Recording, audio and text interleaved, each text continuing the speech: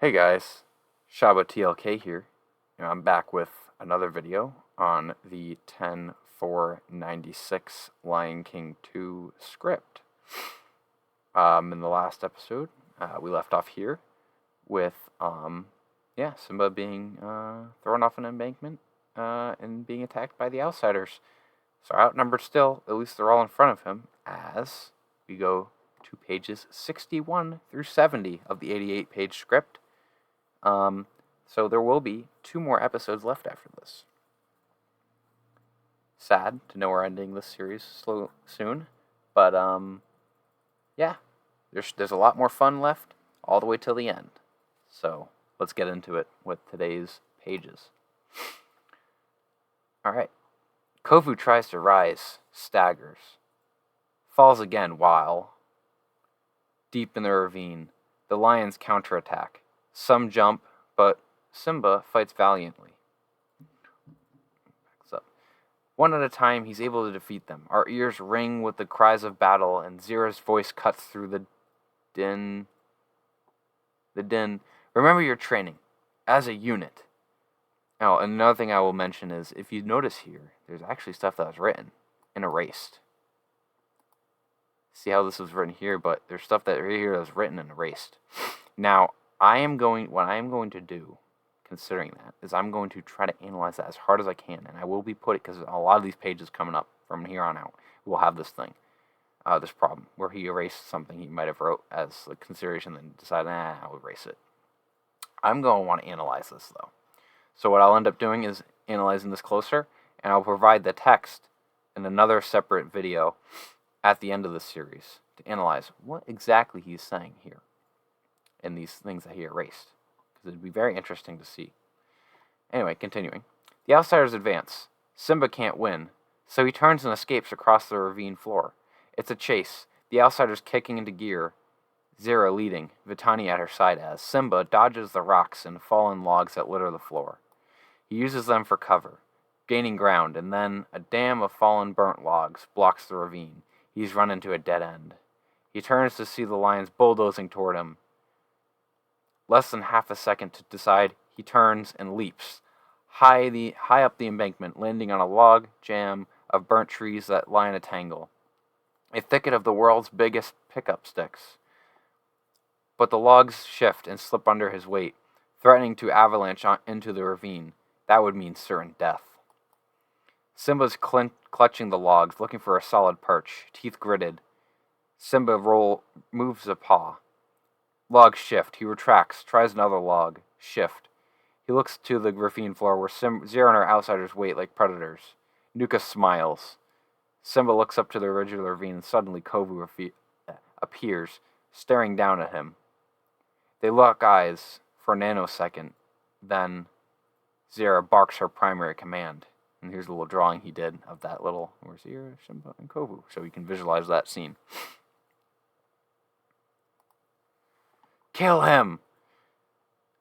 Simba and Kovu stare, heat searing from Simba's eyes. The moment stretches, it's Kovu's move, and then Nuka comes charging up, trying to be the gallant hero for his Zira. I'll do it for you, Zira. So instead of saying mother, that's what's interesting, so I don't even know if he's so interesting. We don't even know if he's her son or not, because he didn't say that here, so that's interesting. And I would assume not, because he says Zira. So that's Nuka and Zira. And he leaps after the king to do what Kovu was meant to do, kill Simba. He lands into the triangle of logs several feet below Simba, a fatal mistake because the timber shifts. Nuka slashes at the snarl of logs to keep his footing, and the ravine wall becomes an avalanche. No! Is what Zira says. Or yells, rather. Logs thunder down the wall in a deadly rain of timber and ash. Nuka screams and vanishes into the rising cloud of charcoal. Kovu stands above, horror-stricken. The lions below scatter to avoid the rain of lumber, and Simba uses the momentum of the runaway logs to leap. Like a swashbuckling hero, he jumps across the entire ravine as a shower of logs thunder behind him. He lands on the opposite wall, slamming painfully into the rocky surface. Battered and torn, He manages to climb to freedom. Deep in the ravine, the avalanche settles, and we have a picture of that whole scene right there. Pretty cool. Avalanche settles. Thunder dies. The ash cloud drifts away. Kovu dashes down the ravine wall that's now free of logs. He moves it to the jumbled pile of wood gathered at the floor. The rest of the outsiders begin to join him as he digs through the mess, looking to help Nuka.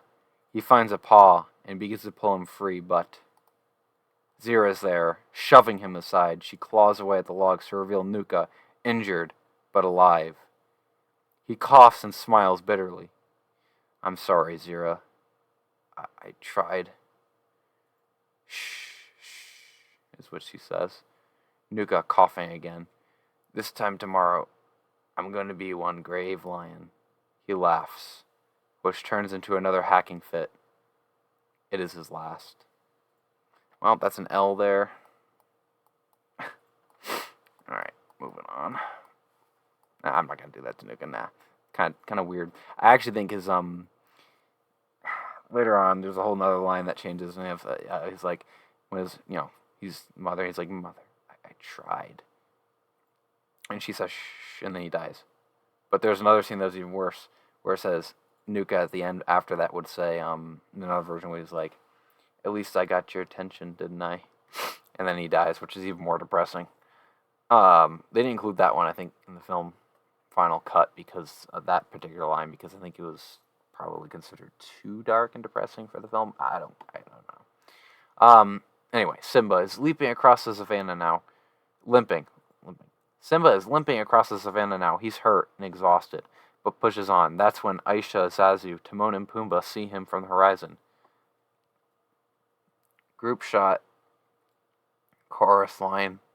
Our friends. Aisha, father, father. They come on the run and wing, gathering around Simba, who gulps and pants. Aisha, father, Zazu, get help. The little hornbill nods and darts off to do just that. The three other crowd around, worried sick. Simba, talk to me. What happened? Two beat to form a complete sentence. Ambush. Ambush. I think he's saying he's bushed. Oh, he's way beyond bushed. He's exhausted. He's trying to tell us something.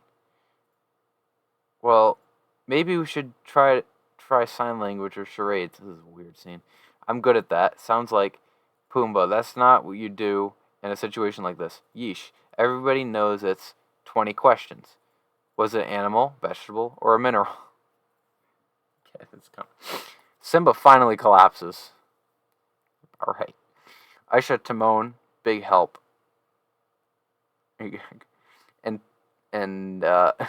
Pumbaa gingerly get under his arms and begin to help him home.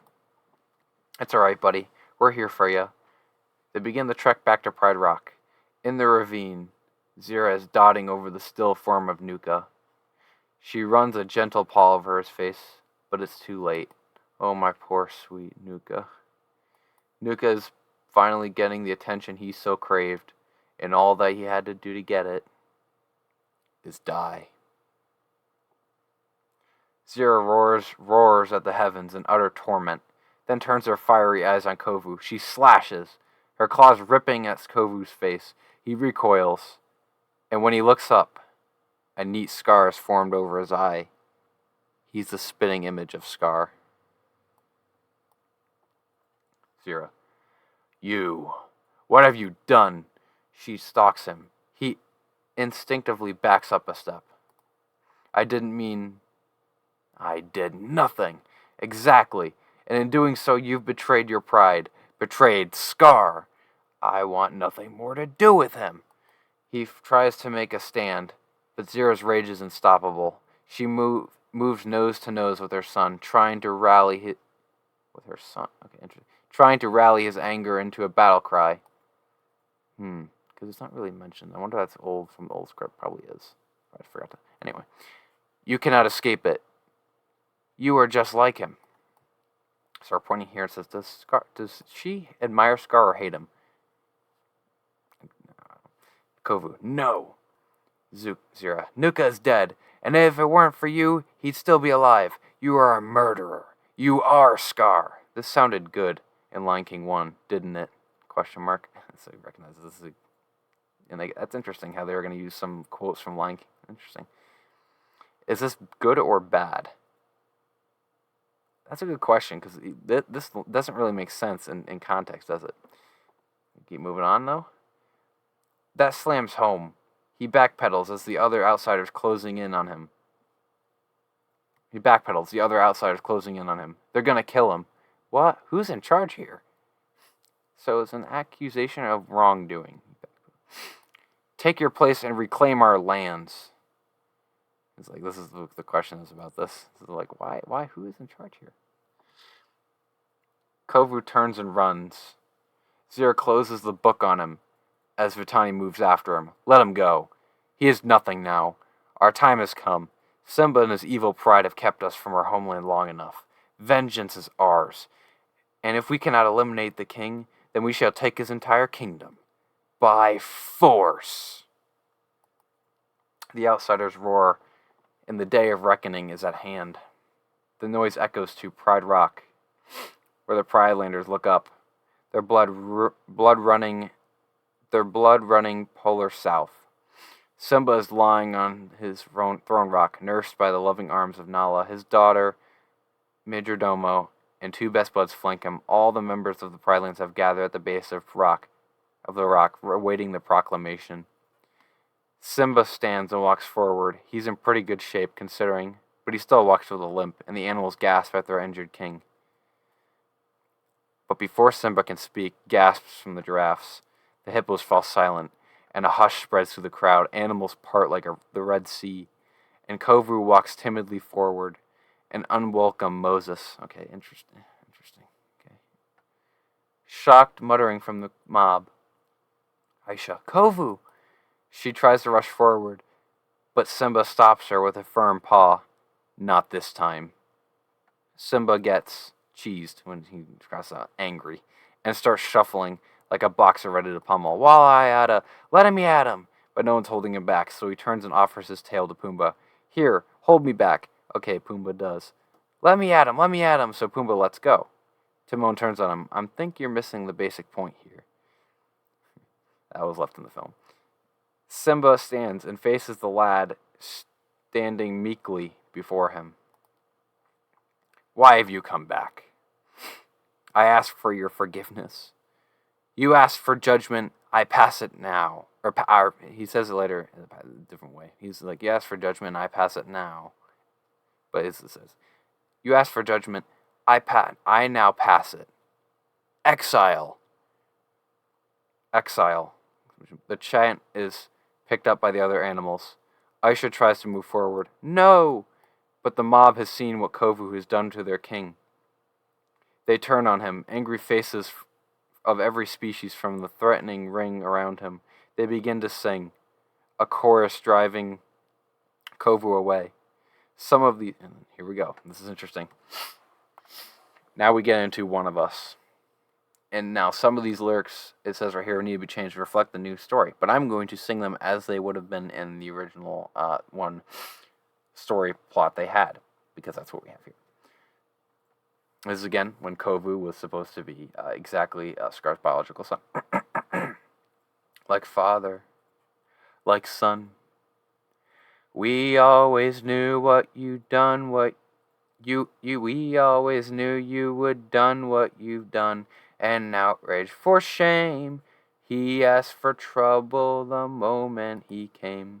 He can't change his stripes. Okay, this part I don't actually know, because he can't change his stripes. You know these outsider types. See you later, agitator. Just leave us alone, traitor. Go back with your own. I am just singing this, however, because I don't know. It's very different from that. These animals are physically forcing Kovu out. He tries to see past the throng to Aisha. No way. He turns and leaves as Aisha tries to get past her father. Born in grief, raised in shame, poisoned by his father's name. Let him run, let him live, But do not forget what we cannot forgive. And he is not one of us. He has never been one of us. He is not part of us, not our kind. Someone once lied to us. Now we're not so blind, for we know who Kovu is the son of, and we know that he'll never be one of us. Every taunt in Zira transforms Kovu piece by piece into the very thing they fear. He is not one of us. The final straw, like father, like son. And then we're going to get to, after that song, what happens now? Well, we're going to continue. I forgot where we were at the end. No, we're not. And Kovu is gone. Aisha turns on her father. Tension is deep in the red zone, and emotions on overload. This conversation becomes an uncontrollable stampede. Ooh, spicy. Excuse me. Father, please, reconsider. You will not go anywhere without an escort from now on. No, that's not. He used you to get to me. Stabbing words that poison her with doubts. No, he loves me. For me. Because you are my daughter. You will not leave Pride Rock. You will stay where you can be cared for, away from him. You don't know him. I know he's chosen to follow in Scar's paw prints, and I am doing as I am doing with my father. You will never be Mufasa. A knife in his heart. He lashes back hotly, and you will do as you're told. These words echo into silence. Both stand trembling. The moment holds. Aisha turns and runs. So alternate to that line of you will never be Mufasa. Aisha, Kovu will never be Scar. Any more than you or I. You will be Mufasa, or I will be you. Wow, that line actually holds some line too. That suggestion's interesting.